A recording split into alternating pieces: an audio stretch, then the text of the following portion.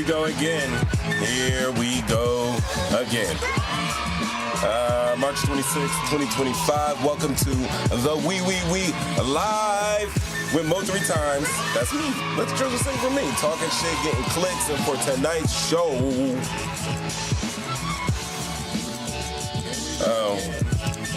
as every week I do this. Every week. Let the children sing for me. I probably didn't hit that. It's crazy.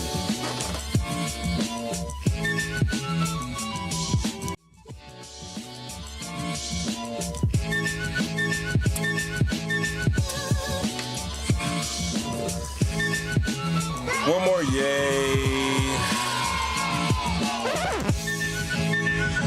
Supposed to stop and just go into the music. What's good, gang? Talking shit, getting clicks. I am Mo 3 times. It's March 26th. Anyway, I gotta say good evening to the fam, to all you truth tellers out there, to people who doom scroll, I don't know, folks who came to watch the world burn, and a few still hoping it don't. Welcome to We Live. Yeah, we not gonna sugarcoat, we're not gonna sidestep, and we damn sure are not gonna gaslight. I'm Mo 3 times, the people's narrator, certified chaos translator, and the man who just watched America drop billion-dollar bombs while kids back home can't even get a new history textbook. Yeah. First up, we're going to talk about a little Yemen. That's right, the Yemen. Apparently, the U.S. forgot how operational security works. There's a whole bunch of blundering and a whole bunch of other stuff going down. Then we're going to bring it back stateside. We're going to talk about the Department of Education. I know, if you know anything that I know, it's getting gutted like a corner store before a hurricane. And guess what? We're not going to be left with any snacks, all right? Underfunded schools, teachers quitting mid-semester, and students out here learning economics from TikTok hustlers. It's tragic, I know, you know, and somehow I'm not surprised at any of this. Anyway, later we're going to unpack something called the Boots Theorem. That's if we have time. It's a simple concept that I can probably explain right now. It's basically when you're broke, you pay a little bit more for everything, and you buy cheap boots. Boots Theorem, they fall apart. You buy them again and again and again. Meanwhile, the rich folks buy the good pair once and keep it moving. It ain't just footwear. It's how poverty works in America. And it's no accident.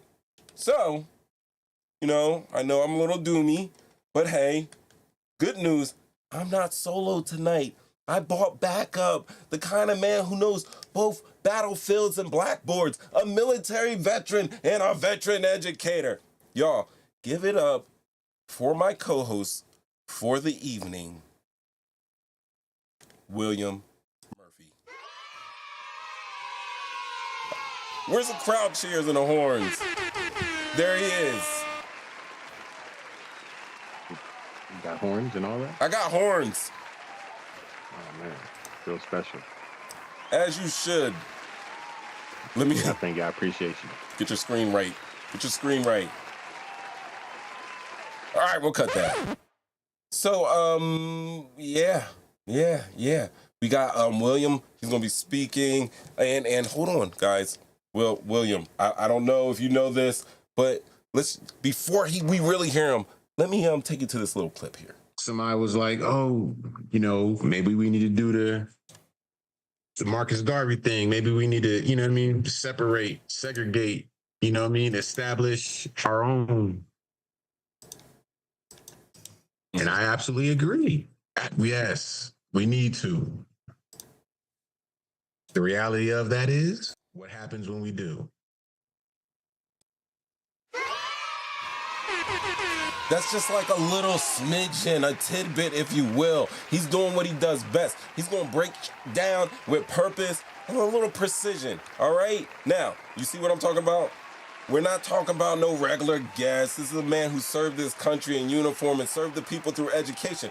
A real one. He's got an insight, he's got some experience, and he damn sure got opinions. JumpOut Gang. Oh, wait, hold on. Many people know him as the JumpOut Boys in their city. JumpOut Gang. Make some noise in the chat and help me welcome tonight's co-host, Will Murphy, once again. Will, by all means, I've been talking. Go ahead, say something to the people. I mean, thank you for having me here. I appreciate it. We get to talk a little shit. Yeah, get a little clicks. That's all. Appreciate the opportunity, sir. Yeah. So apparently the U.S. government plans military strikes like it's a fantasy football draft. Will, you know what I mean? So just like this past week, someone inside the Trump White House hit to group one too many times and additionally added Jeffrey Goldberg. And if you guys don't know who Jeffrey Goldberg is, he's the editor-in-chief of The Atlantic, which is a factually based type of publication. And basically, they sent the signal chat where high-level military and political leaders were actively planning airstrikes in Yemen. Right? So this group chat wasn't just some Pentagon interns. We're talking the Vice President, J.D. Vance. We're talking Secretary of State Marco Rubio. We're talking Pete Hegseth, who's the Defense Secretary. National Security Advisor Mike Waltz, who a lot of people around town are saying he's the one who actually started the group chat. And they were texting these classified war plans, Will, like they were planning a brunch. What do you think about that? I mean, I think that editor-in-chief might have been invited to the brunch previously. That's how he even ended up in the AO of getting added to a chat. That's wonderful that you said that, because I think that's like, I was watching Fox News and one of the Republican guys were saying, I don't remember the actual correspondent that was talking, but they were saying like, yo, you know, this is how Signal works. Like, you're not going to be in a group chat if you haven't previously chatted with this person. So if it's Mike Waltz suspected of being the one who added him, is Mike Waltz possibly leaking information to the press? Atlantic, to be specific, and we already heard what Trump said about it. Yeah, they're on their way out. They're not getting any good ratings in the media field. You know what I mean? And when he says shit like that, tends to lead me to believe that it's a publication that he doesn't like. And when he tends to not like a media outlet or something like that, it leads me to believe it's because they are on his ass, telling facts, and kind of blowing up his spot. I mean, I think, you know, you got to obviously a Republican-led or supported, you know, signal thread, you know, talking about a strike in Yemen. You know, this reporter or editor-in-chief, he's been fed information previously, you know, maybe by the same people. And that's what that reporter or editor is going to prove to put in the Atlantic to sell more clicks or whatever the case is. So whether it was a mistake or not, probably not. Who knows? But, you know, as soon as somebody calls them on it, you already know what they're going to say. I mean, Hillary did it. Hillary did it. Tell him. Seriously. It's one of those things where, and I know a hole when I see one.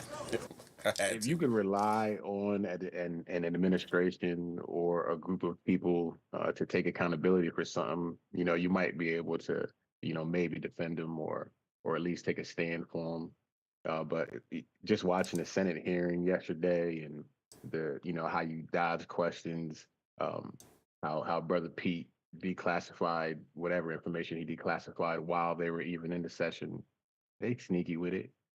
You know, they real sneaky with it. And now everybody know what we was trying to do, what we was about to do, and, you know, other avenues need to be taken. Basically how they were communicating it. I mean, they were dropping emojis in the group chat. Well, I mean, like, guys, you guys see, this is my show thumbnail. Like, this is an actual screenshots of the group chat. Michael Waltz, who actually started the group chat, allegedly started the group chat with the PAL America Flames. What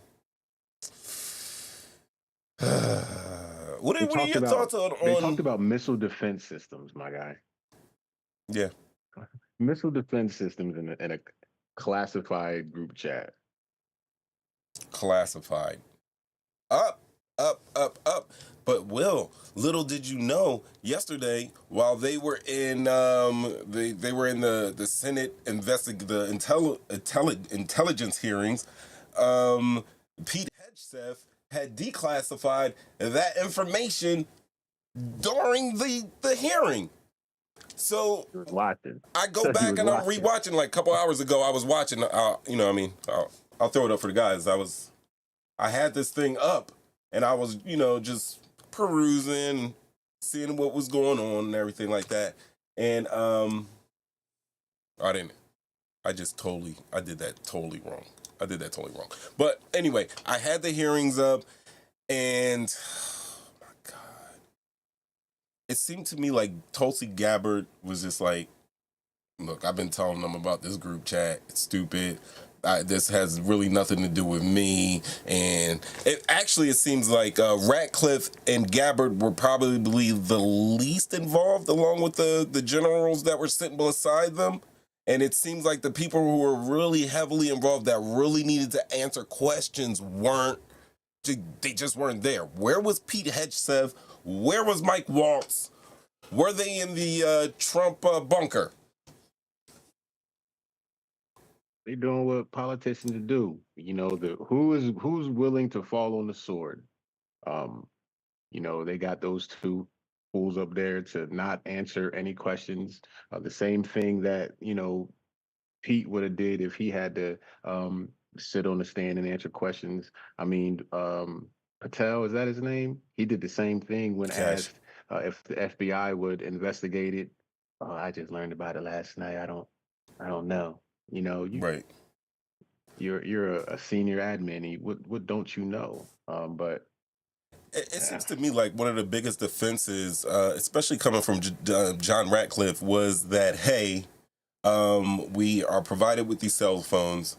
These are government cell phones, and they told us to more or less use this secure app when going about daily business. I personally believe that, yeah, if you're going to send something to, hey, pick me up at the office, or just regular normal stuff that you would send in a normal text message, hey, use a little bit more secure messaging service. I don't necessarily think that they meant to use that app for them to talk airstrikes in Yemen, like really sensitive, top secret information where you might want to use a JWIX. what do they say? What rolls downhill? Come on. I go and watch on ESPN the Ocho. It's always the cheese. Those English guys are rolling cheese down the hill, chasing it. Or is it shit? Is that what you're saying? It's shit? Yeah, there's no need. Like there's no want or need or thought to have, like you said at the beginning of the show, operational security. The most basic of things, because you got individuals who may be in positions that have no idea what that even means, like what that even really kind of entails. How to have operational security. Like everything to them is done kind of loosely. Like they don't care. Like there really is no respect for the position, maybe possibly for the American people and the decisions that they make. You I'm almost, I'm almost, I almost want to believe that, yeah, they didn't mind the Atlantic editor getting the material. You got faith that this guy is not going to release any sensitive information that might, potentially damage, the country, seriously.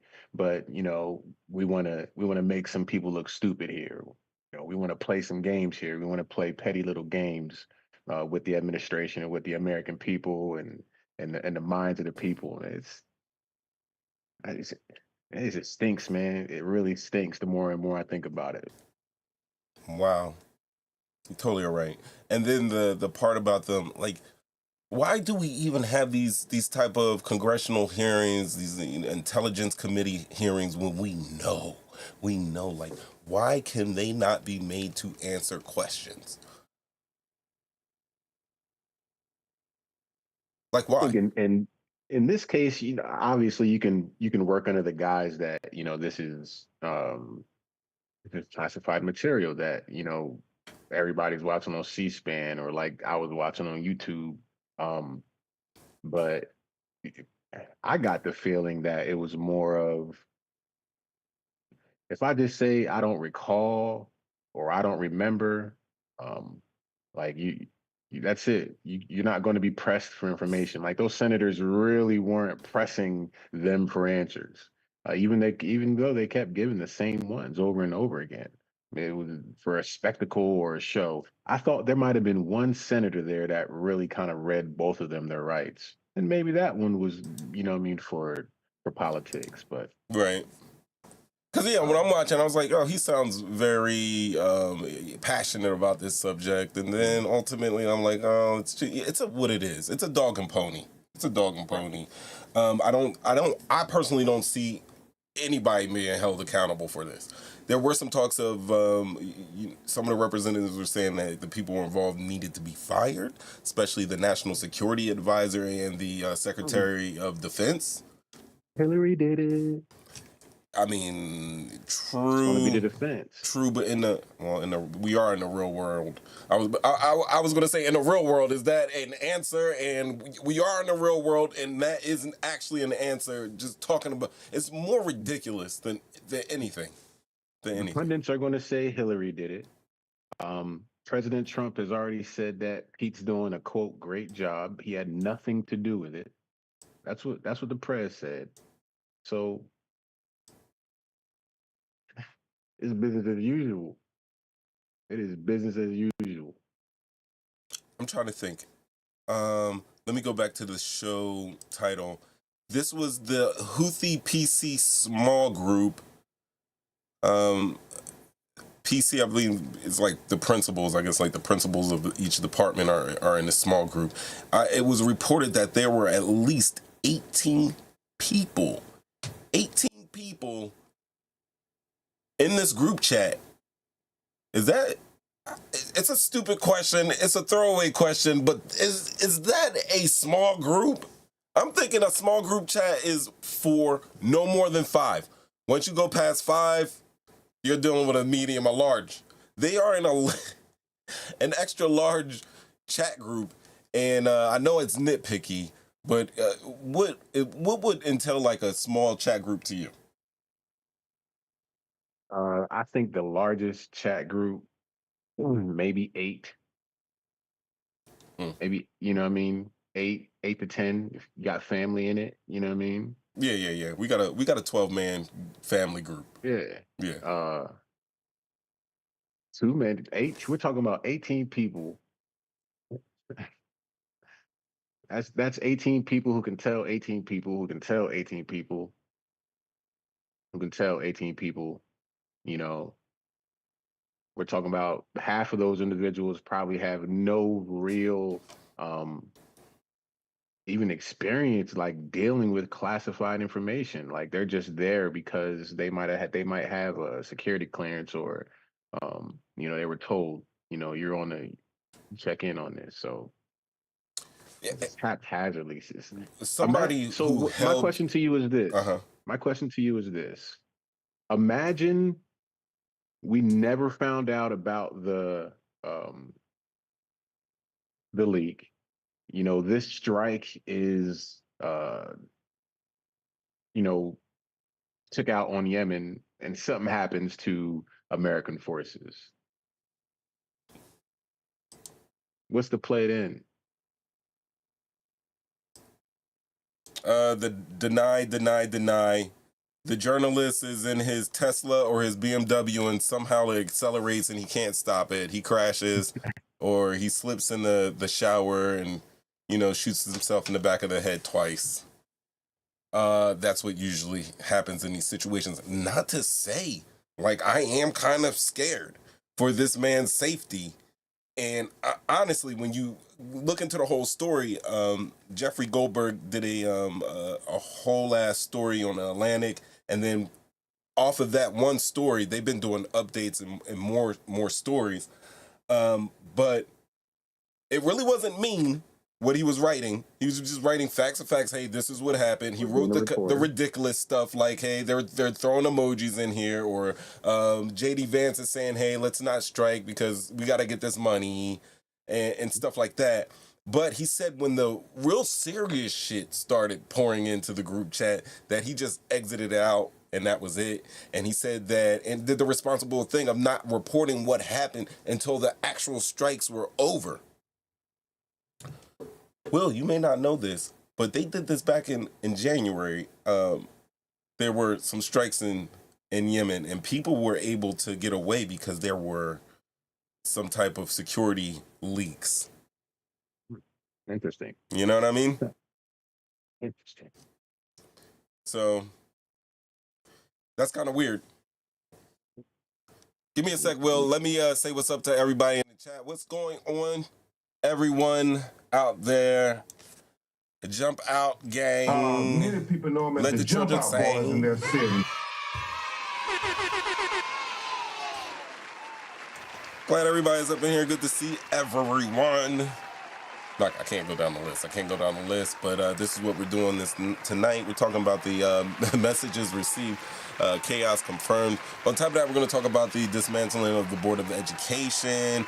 And we are most fortunate to have amongst us, with us, riding with the JumpOut Gang tonight, one William T. Murphy. That's right. I threw the middle. Listen. I threw the middle. I did that. You know what? Yeah, that's what he did. POE. All right, so okay, so group too many times. We were talking about Rubio, Hedgeseth, Mike Waltz. Goldberg didn't chime in. He could have chimed in with y'all wild. He could have did some journalistic stuff and asked some really good questions in that group, or made a couple of comments just to see where everybody's head was at about things. You know what I mean? And he didn't do that. But I'm just thinking one day I would not find it too hard to believe that he shows up on the front page of the Daily Journal mangled in some type of wreck. You know what I mean? Or some type of yeah. I'm talking about he's hitting local news. Groovy. Local news.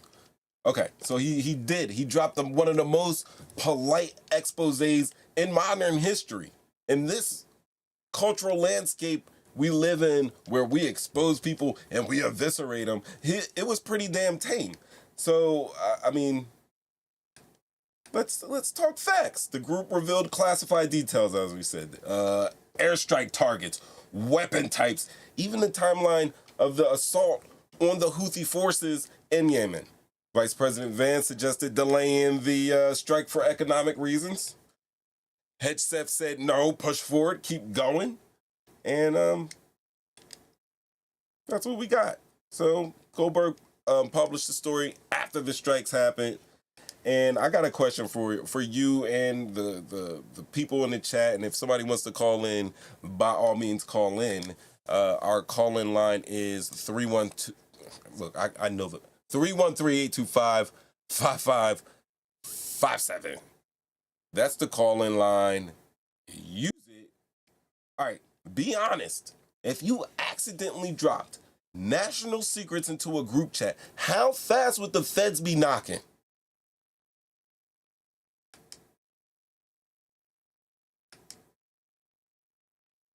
You don't want to answer that one? All right, hold on to that. How about this?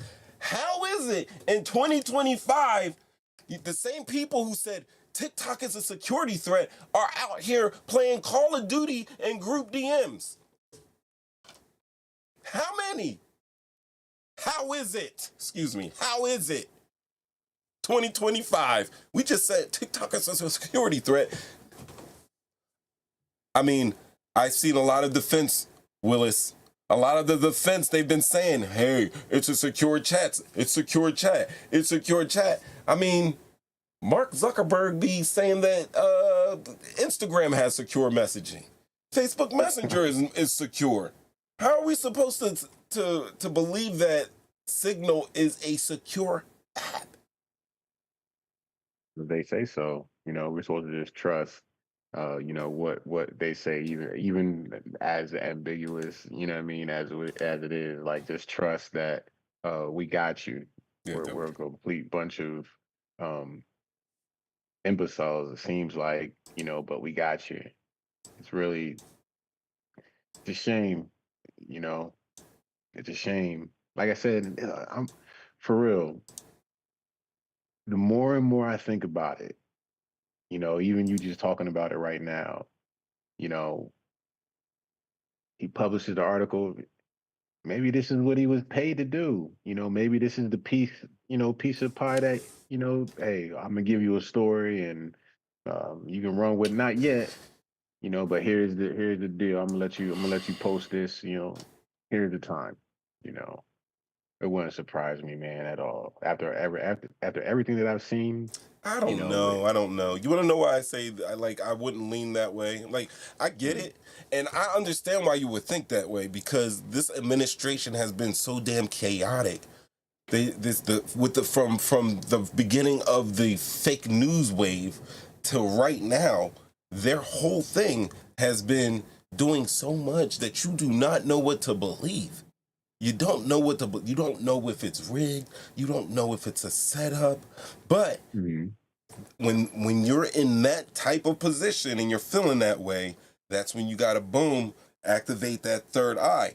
When that reporter was asking Donald Trump those questions, he was very like body language. 85% of communication is body language. It's very hard to fake body language. And when the reporter was questioning Trump, obviously we knew he was lying. He did already know about it. Like he's always going to say, "Hey, I don't know about it." That's one of his, first layers of defenses. He doesn't even know what's going on, which is ridiculous. Any person out there, like we're talking about man, because as a man and I'll be misogynistic.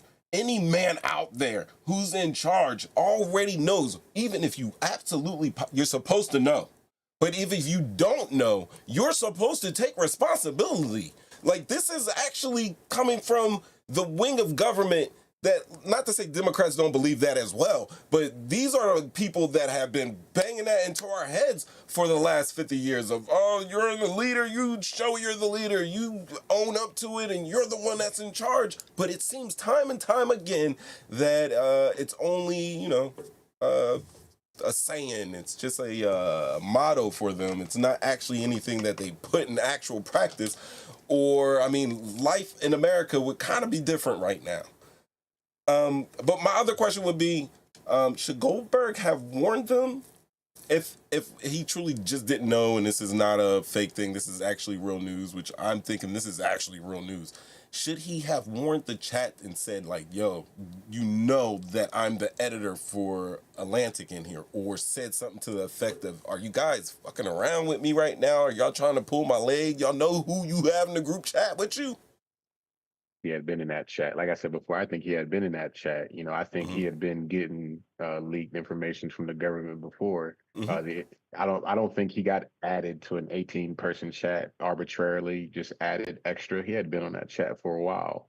He had heard and seen some things, maybe that a lot of people shouldn't have for a bit.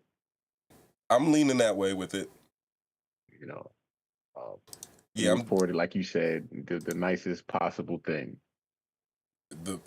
Yeah, he could, because he still wants to get the story right. He's got to get the story.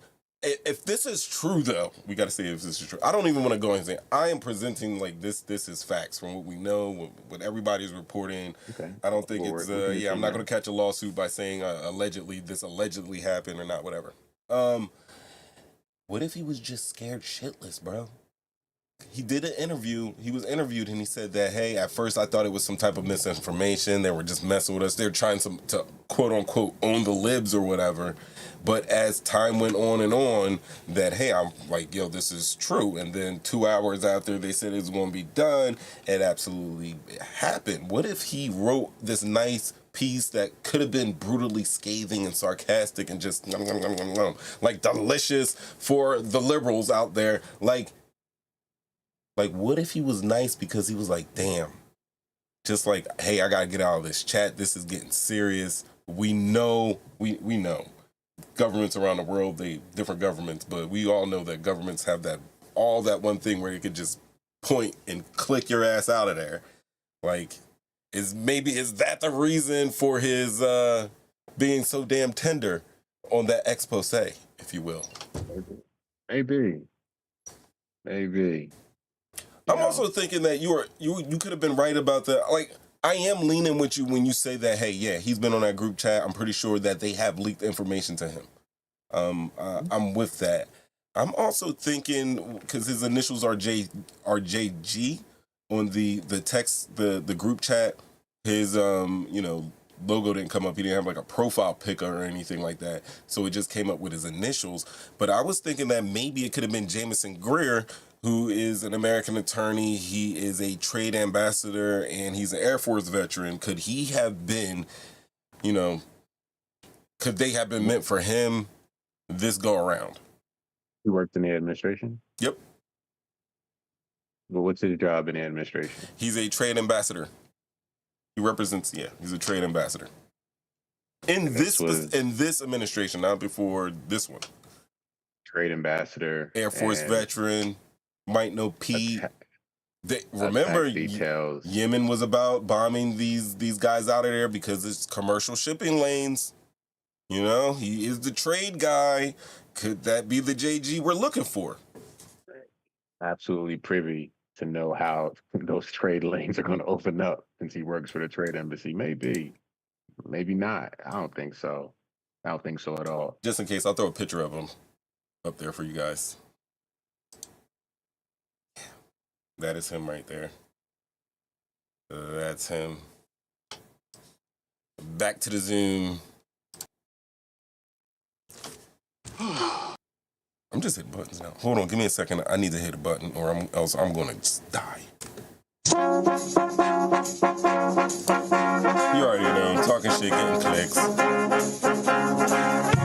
Mo 3 times. Gotta hit the video.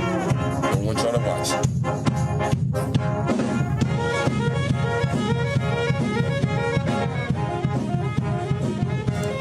Here's the show. Where are those like those What's lights up? And stuff? What is that? Huh? Gesundheit. Salute. God bless ya. Damn, bro, what you eating out of? What you drinking out of? That's a thermos. You ever put hot dogs in a thermos? I seen it on TikTok. Ever. My dad was in the Navy. He put some boiled Franks in my thermos. He used I don't know, it might have been like a He-Man thermos, G.I. Joe thermos. He put his Franks in my thermos, and I got it back, and that thermos, that Kool-Aid ain't taste right. Never was the thing. The hot dog water leached into them plastics. Even the bleach wasn't getting it out, huh? No, there was no bleach. I'm talking about when you soak that thing. Yeah. I mean, I was a little baby boy. I ain't know about soaking. Actually, I don't want to throw nobody out there, Winnie. Soak a nigga thermos. Don't argue. That's all I'm saying. That's an argument. Please don't take the N-word out my song. You let me cook all them great lasagnas, man. Yo, do we need new leadership? Who's going to be it? The people seriously. You could do work. You could do better. I could do worse. Seriously. But it's the establishment ain't having that, man. It's a lot of money to be made in the next 3.5 years. And homeboy is trying to clear as much money off of the books as he can to get this tax plan put into place. You know what I mean? So these rich people can recover from what the Democrats did to them. Oh man. What did the Democrats do to him? Oh, they made them pay a little bit of they a made little them bit of tax. Come out of pocket a little bit. They made them open up the price gouging. Oh, y'all, here's what you made us do. We're gonna raise the prices on the American people. Yeah, that reminds me of something. We ain't gonna pay our money. We're gonna give the American people's money to you. That's what they want to do. That's always the best way to do with it. The best way is to spend other people's cash. Speaking of that, I didn't want to do like transition, but you brought this up. It's a live show, so we can take as many side quests as we deem fit. Hell, my computer is yerking right now. This Zoom is chugging along here. Oh no, I just had to hit a little refresh. All right, where is my saves? Because I believe I saved this. All right, well, you're going to have to listen to this, but this is, all right, so World Star Hip Hop, let me go to the monitor. World Star Hip Hop, this is DDG, he's a rapper. I've probably never heard any of his raps. I'm not bragging, I'm just letting you guys know that I'm ill-informed of his lyrical prowess. So believe me, there's no biasness in anything that I'm about to say. I'm just going to take his comments at face value. I hope you do the same. Here they are. Unmute. Of your entire life. Oh, let me do it again.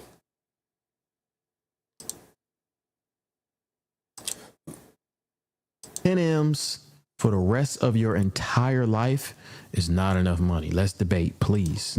I would love to get canceled about this. I stand on it forever. Okay? It don't have nothing to do with me being a rapper. It don't have nothing to do with me wanting nice shit. It don't have nothing to do with none of that shit, nigga. I'm trying to tell you niggas, bro. 10 M's for the rest of your entire life is not enough money. Let's debate, please. What do you think about that? Is 10 M's? I know my answer. People in the chat, let me know. Is 10 M's enough? $10 million.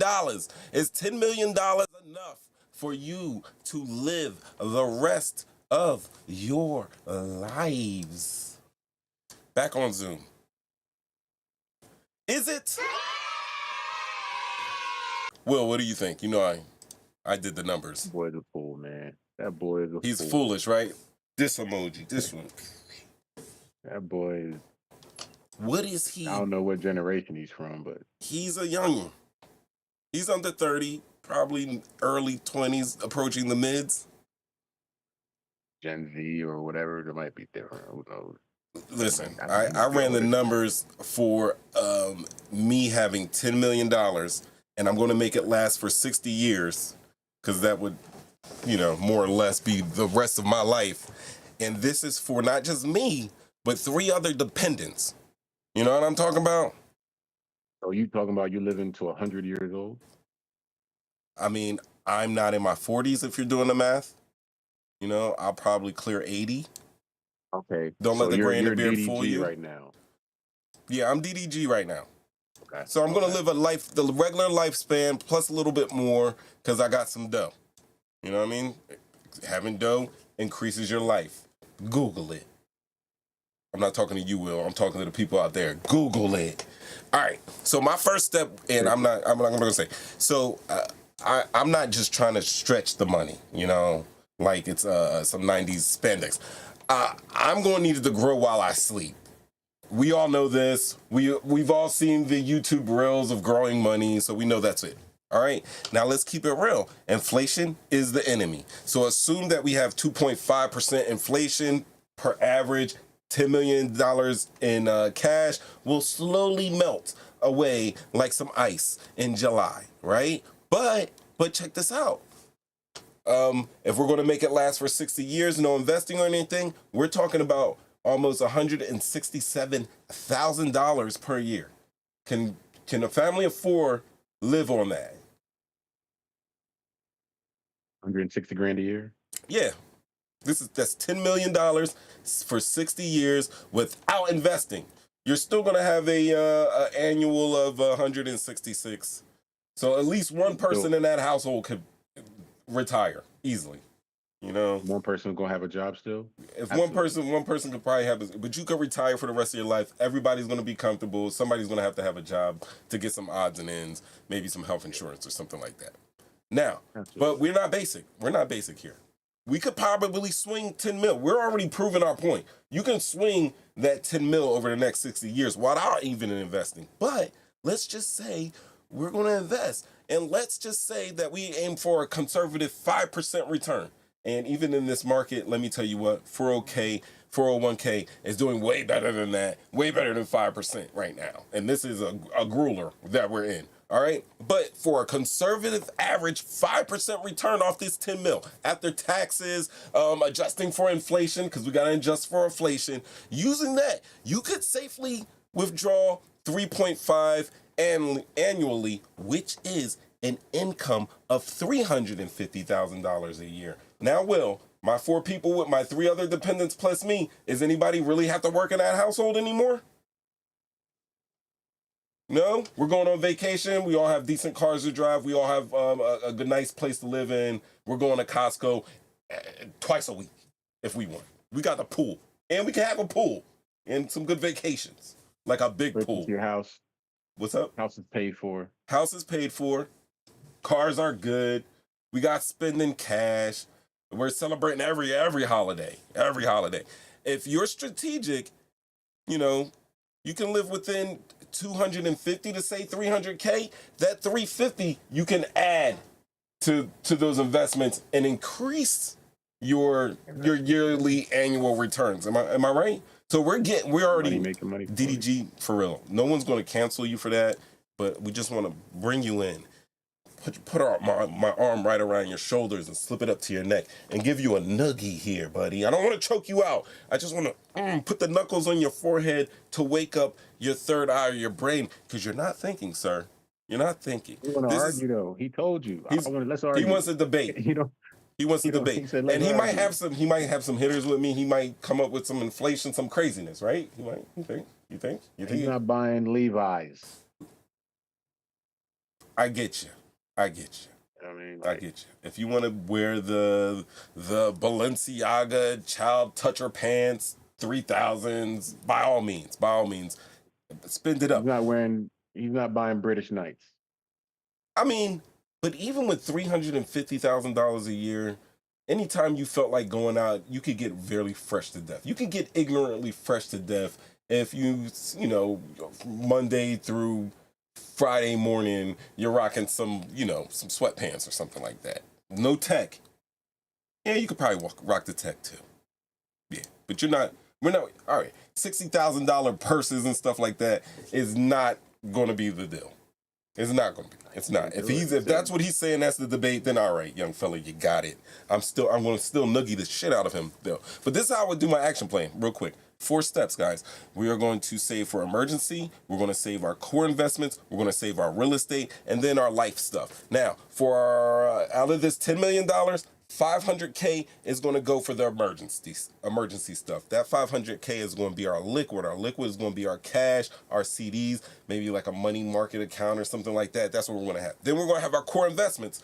We're going to take $6.5 million out of that $10 million. And this is what's going to get it working for us, because we're just going to invest in index funds, bonds, ETFs, stuff like that. That is going to give us our 5% growth. And am I lying? Am I being conservative with the 5%?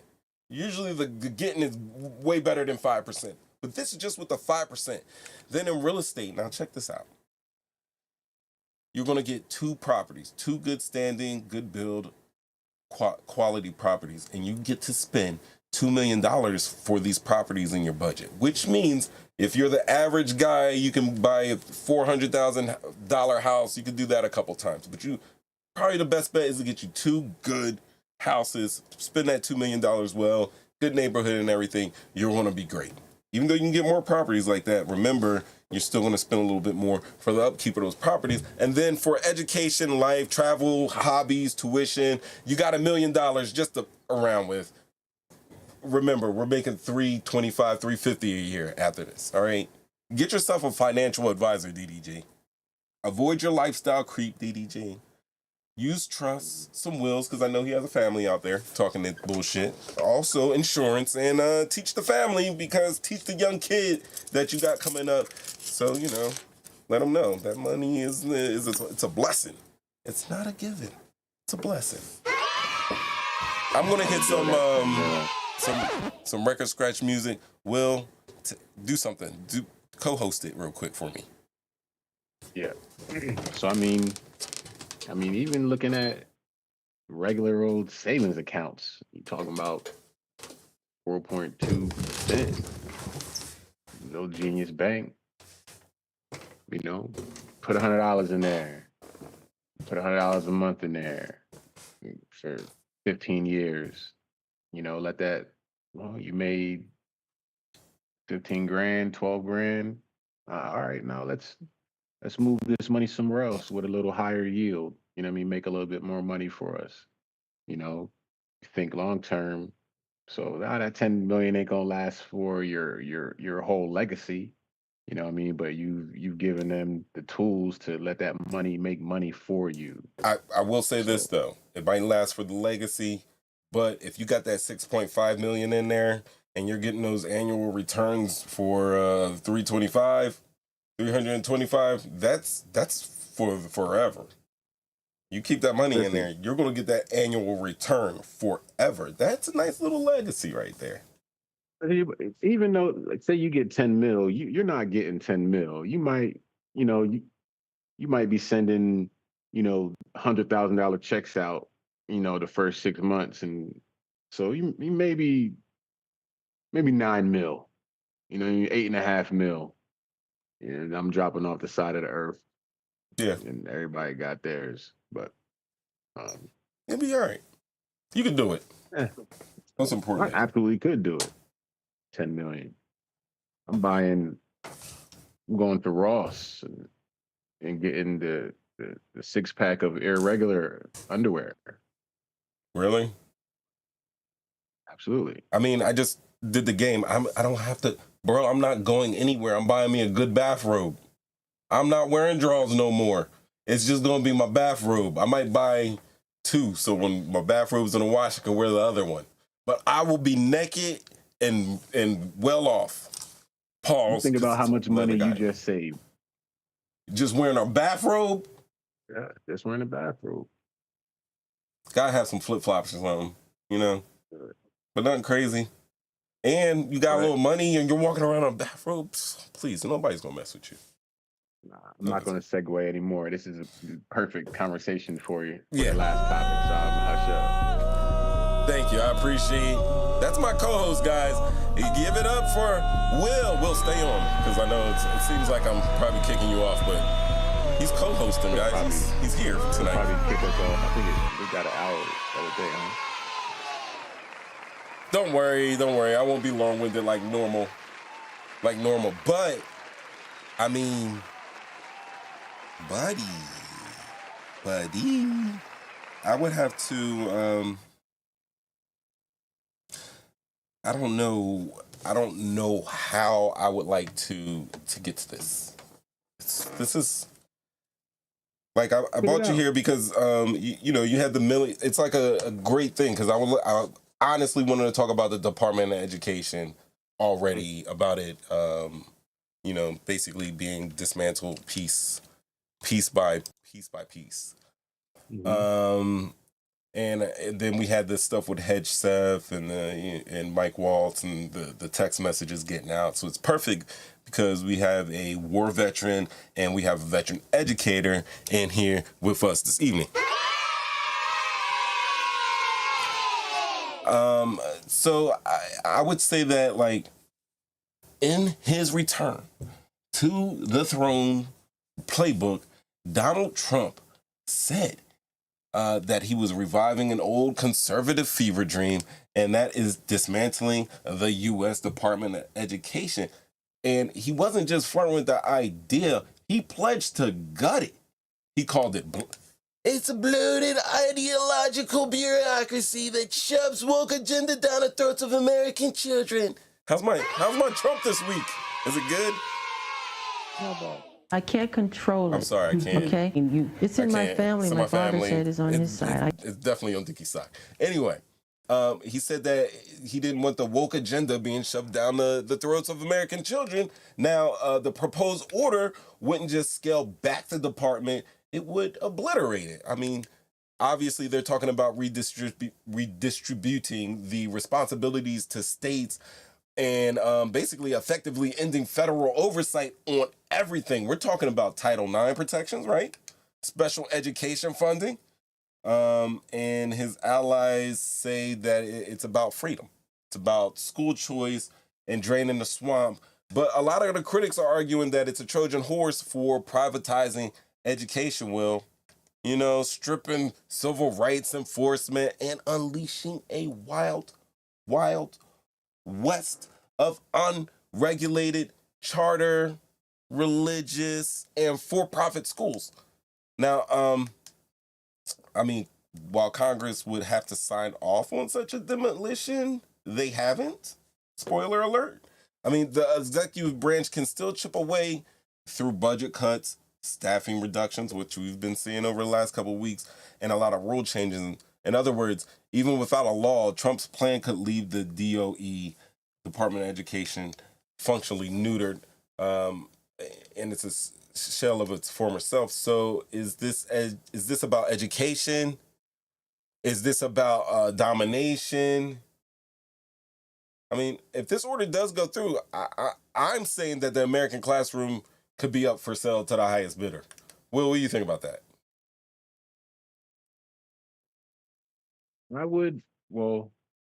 One thing, I would be interested to know how many states have like a school choice kind of bill up for up, going up in their constitutions. Like how many? Because I know Texas right now has a that kind of school choice agenda deal that is probably going to end up getting passed. What is it called? Choice? Pro-choice? School choice essentially, okay. like school vouchers. So I don't want to send my kid to Violent High School. I want to send my kid to the school for Montessori resources or whatever the case is, and I'll pay the difference. Or I want to send my kid to Sacred Heart. I have this voucher. I can pay the difference for their education. Right. All right. So I brought up some stuff, and it says there's approximately 34 states offer official state-run programs that provide either scholarships for private school attendance, such as like a tax credit scholarship or education savings accounts. That's what you're talking about, right? Or like private school tuition assistance. 24 states have official scholarship programs. 9 both offer scholarship and deduction programs. Only 1 state provides only just a deduction program. 15 states have implemented at least one such program that you would call school choice, allowing families to utilize taxpayer-funded education money for private schooling. I'm not very well versed on this topic, ipso facto, that's why you're here. But like when we were talking about Justin Pearson and the other Justin, both of the guys that were standing up in Tennessee, a lot of the things that they were talking about were specifically the school vouchers, and it was those brothers that was trying to educate us to, this whole shadiness of, hey, these rich people are going to take your money and send their kids to this type of school or this type of school, and the poor people who have been paying taxes and pay a lot of the taxes, your kids are just going to be stuck with the half-working metal detector. So you're looking at like traditionally, right? Your property taxes probably the main thing that funds, your school or besides attendance and all that, where you're going to get your funding from. I imagine if he abolishes the Department of Education, Congress would stop him. Maybe. Right? Mm-hmm. But the power ultimately would go right back down to the states, like all that funding that the federal government may or may not, and it's going to be a whole lot less funding that goes to the states. All that funding that they may or may have not got from the Fed government is now going to be absolutely decided by the individual states of what they're going to do with their educational program. In New Jersey, it's the New Jersey Educational Agency, NGEA. Yep. In Texas, it's I got their it's calendar. TEA. TEA. The T. So Texas T. like so you're looking at, if you do school choice, one of the questions, or one of the proponents, teachers don't make enough money. Absolutely. Well, now you're gonna almost guarantee that, your bigger districts, no, you're not going to be able to pay more competitive salaries, because you kind of, now you're competing with less money, number one. And little Mo can go to another school because his parents don't like the makeup of the school that he's going to right now. I don't know. I'm a little bit of a pessimist when you people if you want it, people will pay for it. If you really want it, you will pay for it. If you really want it, people will pay for it. I don't care what it looks like. I get it.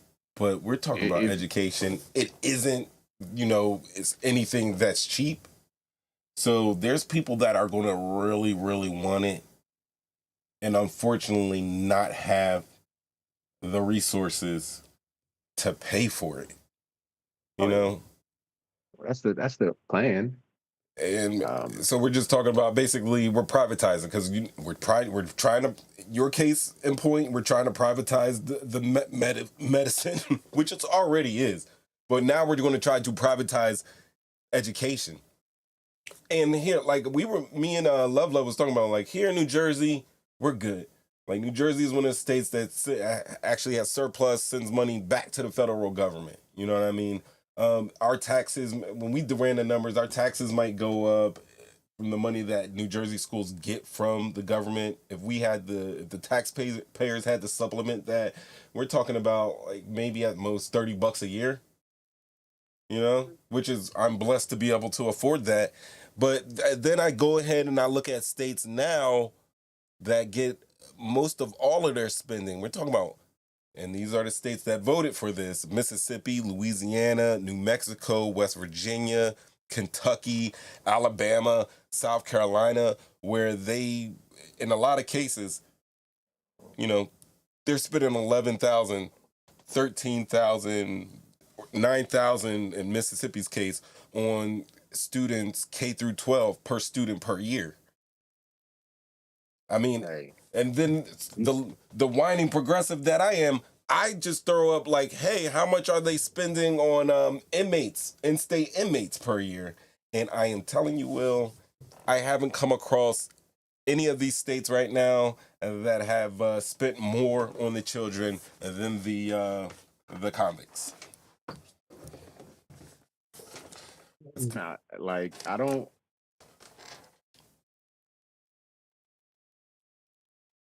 Are you muted? Oh yeah. I don't.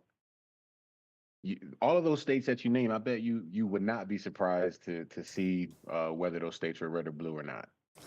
I mean, well, I'm just looking. I can tell you that 1, 2, 3, 4, 5, 6, 7 of the 7 states I mentioned, they're all red. They're all red states. So if you want to bust it down to just basics, small government where you want small government, obviously, they're more than willing to give the power back to the states. He is more than willing, all right, because it does 2 things, or multiple things. It allows for what they call or assume is the quote unquote woke agenda. Now we can there's going to be no more federally funded or pushed agendas that they don't want to happen. Now the state can say, this is what's going to go on in our classrooms. This is what can be said or not said, or whatever the case is in our classrooms. Hell, we can put the 10 Commandments up now in the classroom, and it be okay. More than willing to give the states the ability to do that. The other thing, which I think a lot of this is really about, is the money. Like, you gotta find the money to make this tax plan or budget go through as smoothly as you possibly can. Right? It's gonna more than likely suck horribly. Right? And I gotta find how I'm gonna pay for this. All right. And maybe that includes how much am I going to give to the American people to, you know what I mean, hit them with the 52 fake out after this plan gets passed. That's when I you're don't gonna get know. that $5,000 check. I don't know. I mean, don't know. was the stimmies worth it? Because I feel like through inflation, I've already paid that back tenfold. That's all you do is you just pump that money right back into the government somehow. So, like, would you think that the dismantling of the Department of Education is really about just controlling, what the kids learn and who gets left behind? Or is it specifically just about, hey, we're going to get this money, we're going to take advantage of these uneducated poor people, we're going to keep them uneducated and poor, continue, to take advantage of them, and we're just going to take the money right now and hold it down for our own seats? One person is going to abolish an entire department. One person is claiming that he's going to get rid of an entire department. This is not the subject matter expert on education. I mean, we all know that Linda McMahon is the subject matter expert on education. And but I have to hold on. Let me butt in. He's being sarcastic. He is being. I gotta put it like a. Y'all don't gotta clap at everything. Yeah, don't do that. Linda McMahon. Yeah, Linda McMahon. I think really, just like with a lot of the executive orders, and I don't know how long it's going to take for federal courts to catch up or the Supreme Court to catch up or even Congress to catch up with a lot of these executive orders or abolishing this or abolishing that. But like the shock and awe, if I can get 1,000 people out or I can get as many people out, those are dollars and cents that I can now hide off somewhere, and I can play with the people's money in the courts and until I get my way, essentially. But you don't care really about education. Yeah, he would have asked people what they thought about it, or conducted some kind of research with that. Like, I saw Linda McMahon on CNN, like, oh, the president is doing a great thing. I really believe it. He's just trying to cut all that red tape. Like, please stop. Please stop. This is about money, the almighty dollar bill. So we're privatizing as much as we can. If you can't get it, you ain't got it. Nothing is we're not guaranteeing education for anybody anymore. But guess what? Who wants it? Who's going to stand by it? Who's not going to say, no, we don't want this? Like you say, people are willing to pay the highest price for what they feel is. It doesn't even have to be. I mean, let's be realistic here. With those who have the resources, have the ability to pay for what they hold, what they value. Don't have to be the truth. I mean, we're not talking. We're talking about. We're not.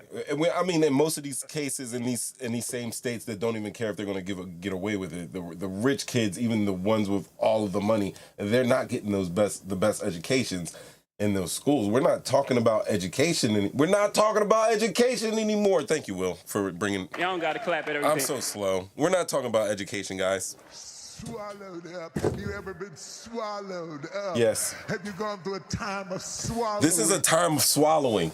And I mean it and I don't know what way he meant it when he said it, because he could have been doing the doubles and everything like that. But this is in a biblical sense. This is a time of swallowing. And we're like being real. I'm not.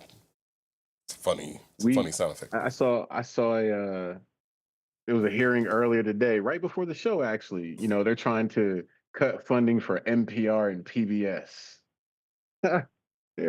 trying to cut funding for NPR, National Public Radio, and Public Broadcasting System because they don't push their politics, Because or they tell the even truth. because they push the opposite side, even if they go left when they're on the right. So the F what? I'm with it. Like, so what? I mean, Like, what are we doing here? this is what this is points to. I hate to like keep saying it, but this is totalitarianism. This is authoritarianism. This is fascism. That's what it is. It's fascism. This is where we are now. And I think the reason why it's a lot of shocking to us is because this is the side that said, hey, we love America, we love Jesus, or we love unborn babies. We're all about love. And they've been telling, hey, the other side is the devil and they hate everybody. And then now we're here. Like, I knew that under all of those little sayings and mottos, what it really was. I think most of us know. I'm having a hard time believing. I am starting to come to grips with our country as a whole just being very stupid. Dumb.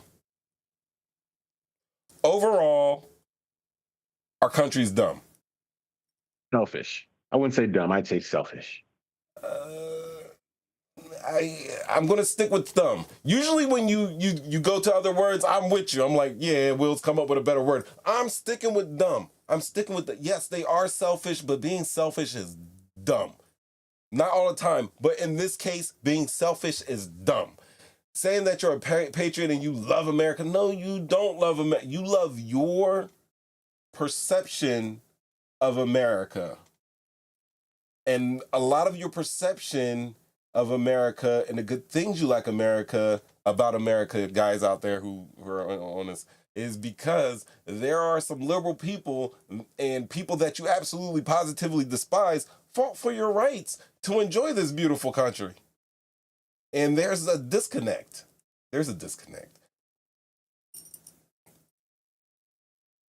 Go, please. I think fix it. we are really in like the throes of a time where it could all break down. And when I say break down, I mean, like freaking the Walking Dead type breakdown, you know, or like we can really, really, really thrive. You know what I mean? Like we can really thrive. Like it all starts with love, you know what I mean? But we're talking about politics here. So, there is no love of love in politics. politics. But Yeah, hey, we're right there, bro. politics is We war. are right there. We're at the edge of a cliff, right? We got our We're looking arms scary. spread wide open, and we're looking scary. I'm being realistic here. It does not look good. It looks like you know how they say, trust is earned, and you can lose trust that you've gained over a lifetime. You can lose it in a minute. This feels like that minute. This time right now feels like that minute. Man, I think this is our minute. They say if you forget history, right, like you're doomed to repeat it. The history that we learned in school, and even the history that we didn't learn in school, that you went out and read a book, you found out for yourself, like this is not much different than dare I say civil rights.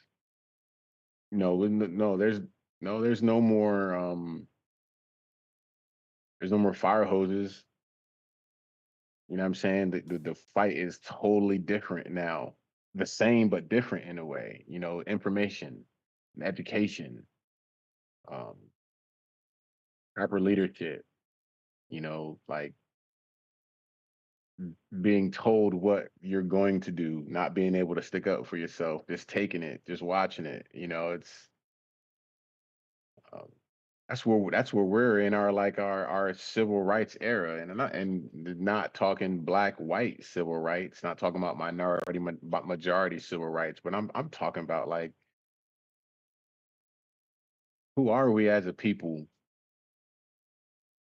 You know what I'm saying? Like, who are we as, what I mean, human beings?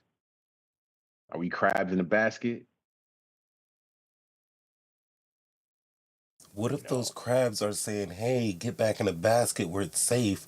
Don't go out there. What if they mean well?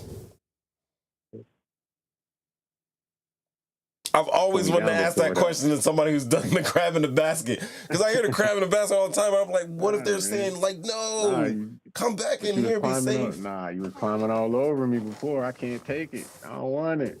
I don't want it, bro. Uh, uh, Now, how do you feel? You fought for, what I mean? You fought for the country.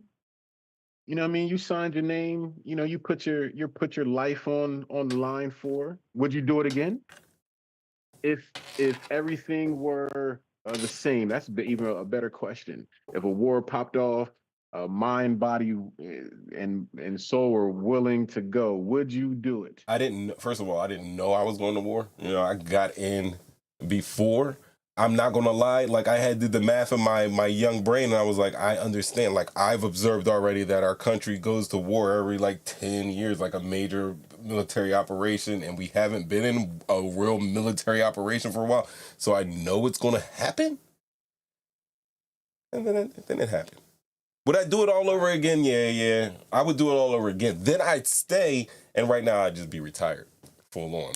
Like a lot of my battle buddies are retired, just chilling, trying to make that 125 for the rest of their life work, DDG shot. But like right now, as far historically, for Black History Month, I don't know if you know or you've been watching the shows. Usually in each week, I would do 3 different African Americans that have done something great for mankind. And I usually try to, as a veteran, try to keep at least a veteran in there. And I know that I like they fought for an idea that has yet to be fully realized, but over the years they have constantly, like black military members have constantly, whether they knew that they were fighting for that or it was just a circumstance they found themselves in, have constantly been fighting for their country and also fighting against their country. At this time and place, I personally wouldn't do it, but I'm also not going to be one of those persons of, no, don't you join the white man's army, because you hear it all the time. Don't join the white man's army. Like, I would never be like that. I'd be like, listen, if we're going to talk, don't join the white man's anything, because everything out here is the white man's. From the position I'm in, we don't have too many black man's anythings, except maybe the big 3 with Ice Cube. But you know what I mean? Like, no matter what you're going to do, you're going to be in a white man's something. But I also know that just from history, the ways to get ahead of life is education, which they're trying to dismantle. You gotta, or marrying somebody rich, be very talented in sports or in the arts, and you got to be lucky as well, because there's a lot of people talented in the sports and the arts, and you still got to get picked. But other than education, the military has always been a window, a portal to the middle class. If you're poor, you can go serve. You're going to be taken care of. And if you do it well and long enough, you're going to be able to retire off of that. And there's great benefits involved in that. I don't know going forward if that's still going to be the same, because this administration, like I said, we're in that minute. So like I said, to answer your question, I wouldn't raise my hand right now. But if I'm not going to knock anybody who does it, I'm going to make sure they get tasty cakes sent to them out there or something like that. So a lot of my students, well, not a lot of my students, a small percentage of my students, one or two, maybe a classroom, maybe one a class. You know, some of them are going to the military, and if they're asked, you know, why are you going to the military, some of them say, you know, benefits, the benefits, and I'm like, oh man, you know, I didn't even think about that when I signed my name. Like, I don't know, Yeah, me you either. know. Like, I wasn't even thinking about the benefits at all. Like, you know, What were you doing? it What were was you a, thinking about? what happened? What were you thinking about when you went? How did I get here? Like, I think for real, like I think the recruiter knew that, bro, you're a grandchild. Your grandparents are old. You don't have no mommy, no daddy. Like, you're below average in school. Like, what you going? You better do something, boy. You know what I mean? Like, I was better for his direction. You know what Yeah. I mean? In seeing that. Yeah. So, Like, even before Trump administration, I always said, like, we should do, like, every person. My motto was every person, a young person in America gets two choices. You work in retail. You can work in retail or go to the military. And you got to do at least 2 years of retail. Yep, you got to work at the Gap, the Baby Gap, or you can join the Air Nordstrom's, Force. or you can join the Air Force. You got to serve somehow. I think for some individuals, I think it's better to have like that you can see, okay, what service is. You know what I mean? Because yeah. I mean, I don't know how the military is now or how the army is. All I know is what I see, you know, when I get online. But I still feel that that camaraderie. You know what I mean. I'm all in try to be integrity up. You know what I mean. Army core values. Yeah. So it sticks a lot with me. Um, I don't know. Maybe it makes me a little bit more of a realist when thinking about what's going on in the country right now, and uh, whether or not, you know, what I mean, I'm gonna start going crazy because this cycle, bruh, just keeps rocking, yo. It really keeps rocking. Yeah. I don't, I don't know, man. I don't even know progressive. Like, I don't like. You don't know what you. I know that I'm just for people. I love people, even though I don't like people. I understand the usefulness of everybody and community, and I think that there's enough for everyone out here. And I think that we have a lot of smart people, and I think that what has happened is like all of our brain trust, all of our talent has gone into industries that are just lucrative. And a lot of those lucrative industries only just go one way. It's to you, and it's not really to the betterment of your fellow man.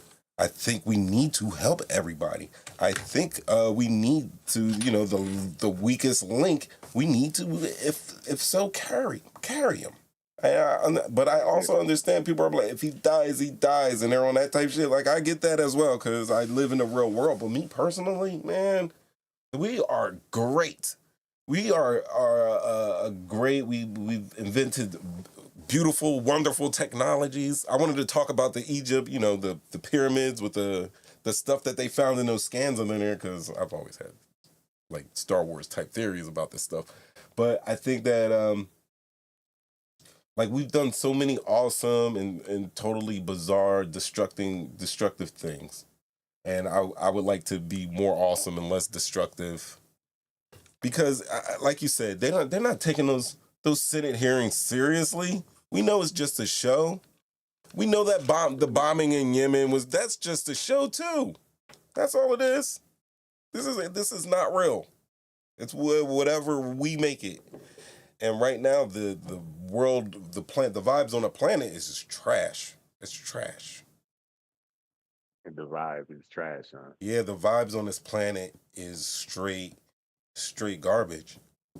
Man, it might be better they might be better with the new generation or the younger generation coming out. You know what I mean? They seem to be more accepting or they're mean as fuck. They're mean. They are mean. They are mean. The older, younger, like, you know, because we're at a certain age, but the ones like right behind us, they're mean as fuck, bro. They're mean. Like, all right, they don't use the word. Like, we use crazy language. We used to call people F words, the other F words with the G's in it and everything like that. And they've been more PC prone, but they're mean as fuck, bro. They're mean as fuck. They don't care. They don't care. And they have picked up that gig economy, that hustle.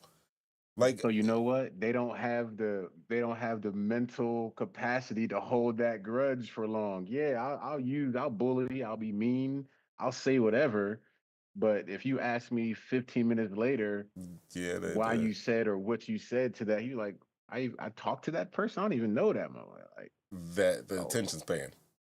You know what I mean? Maybe that's just my thought. I'm throwing that out there. That's your thought. Yeah, I mean, because like I look at these kids every day, and I'm like, you could have never went to Violin High School, class of '99, and made it through the whole year. It'd have been over. Getting it in at least 2 fights. Shots for just throwing out the class year. We don't care. They wouldn't have been able to make it. They're too brittle, you think? Yeah. They have feelings. I feel bad, emotions. Though. They do have feelings, but they're mean at the same time. Like, they do. They all have feelings and emotions, but only for themselves, which is selfishness, which we've already gone through that loop and considered to be dumb. No. But, like, and not only that, bro, when they pick up, this is a remote control, but when they pick that phone up, come on, bro. That's for life. Will, you don't have to have a long memory when you got social media and it's going to be in your feed and they're going to remind you every 3 months that you recorded this thing of somebody's worst moment in life. You know what I mean? You got to relive that shit every day. You know how glad and I know it's an old person thing to say, like, we didn't have phones growing up. Thank God we didn't have phones. We had them little disposable cameras. We had disposable, and we had bold ass people that would drop that film off and pick it up in an hour. They ain't got time to do it in an hour. They ain't got time to look through these. They just speak them out. But yeah. You get your ass whipped. You remember? You could take this picture and get it printed out. Yeah, do it. Like, honestly, like, I can talk about old fights that I had in school. I can talk about times that I got my ass whipped, and Will, I could freak that story. Because don't nobody really remember that shit. But think about these kids at their 10, 20-year graduation. You're not going to be able to freak that story because they're going to pull that phone out and be like, nah, this is you, bro. Y'all remember when? Remember that? This is you. And they got 4K. The cloud. They got 4K. Like, you're gonna that quality's not going to degrade. It's not like tape where I'm like, oh man, we just keep that. They're gonna see it in 4K at least. Yeah. And then the next, they'll upscale to 16, 18K, 80K, whatever. They're gonna do it. Kids are mean. They're mean. No one likes us. We don't care. Mean. It's like 9 o'clock. Anything you want to talk about? I got mad topics, but it's getting late. It's getting late here. It's late, man. And we did some good business out here. This is some great work. I appreciate you having me, bro. I appreciate you coming on. I shouldn't hit that. That's the This Is America. So what's his name? What's the dude that be acting crazy? He used to date the cheater girl. Beckham? No. Hold on. He's a child actor. He be Orlando Brown. Oh, okay. Yeah. That's him singing. Ladies and gentlemen, talking shit, getting clicks, we episodes. Now, as we come to a close, don't forget, we talked about how basically America is cooked, educationally wise, operational security wise. We had the great Will T. Murphy on the show with us, giving some insights, anecdotes, and just good information and opinions. If you want to talk about maybe being a guest on the show, hit me up. You guys know my Instagram. Hit me in the chat. You guys got my email. If you don't, you can call me in the call-in line. Leave a message, 313-825-5557. If you want to talk about any opportunities of maybe being a guest or doing some advertisements or anything on the show like that, because, you know, I got all the viewers out here. Let the children sing. Yep, but this is what I said. What up? Winnie as well, please. Oh, Will, of course you want to get that. Hold on, let me go back to you. Go ahead, you tell them. Winnie and Dickie, I love you. I miss y'all. Any more shout outs? Go for it. Just the whole fan band. You know what I mean? Jersey, I love you. I miss y'all. Yep, I love y'all guys too. I was just down there last weekend. It's so great that I was down there because, yeah, it's hard to see. I just texted Dickie earlier today. Well, that's what we're doing, guys. That's our show. Message received, chaos confirmed. Any last thoughts? Man, I don't know why I've been thinking about that Will Ferrell scene so much lately. Gator wants some walking around shoes. Oh man, from the other guys. Yeah, the other guys. Gator don't take no shit. Gator don't take no shit. All right. Hey guys, you heard Will. The movie of the week is going to be The Other Guys. We'll talk about it next week when we are back. I don't know what date it will be. I want to give you guys a date, but it'll be the 2nd of April. We will be official in April next time I see you guys, or catch me on the Twitch. Will, one of these days, come on the Twitch. It's insane. It's insane over there because nobody's watching, and it's insane. So we'll do. Yeah, pull up. All right, guys. Mo 3 times, Will Murphy, we episodes, JumpOut Gang. Appreciate y'all. See y'all next week. And I'll find my theme music going out because, we got to do that. Have a great rest of the week. Have a great rest of the week. Peace. Peace out.